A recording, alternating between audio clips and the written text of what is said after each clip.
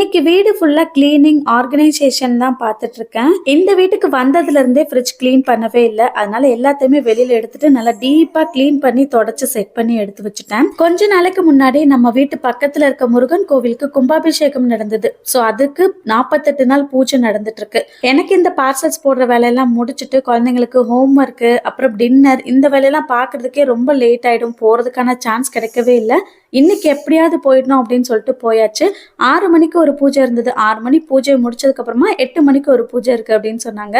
So அதை முடிச்சுட்டு வீட்டுக்கு வந்துட்டு அகைன் 8 மணிக்கு வந்து திரும்ப போனோம். வெளியில கிளைமேட் காத்து மழை மிஸ்ட்னு பயங்கரமா இருந்தது. ஸோ இதோட கோவிலுக்கு 8 மணிக்கு போயிட்டு திரும்பவும் பூஜை முடிச்சுட்டு வந்தாச்சு. பிரசாதம் அங்கே கொடுத்துட்டாங்க. டின்னர் ப்ரிப்பேர் பண்ற வேலை இல்லை. அதனால சீக்கிரமா சாப்பிட்டு குழந்தைங்களையும் தூங்க வச்சுட்டு நானும் ஹஸ்பண்டும் லிவிங் ரூம் மேக் ஓவர் தான் பார்த்துட்டு இருந்தோம். வேலையை முடிக்கவே லேட் நைட் ஆயிடுச்சு. ஸோ லாங் வீடியோ இன்னைக்கு வராது, நாளைக்கு 12 மணிக்கு வரும். செக் பண்ணி பாருங்க.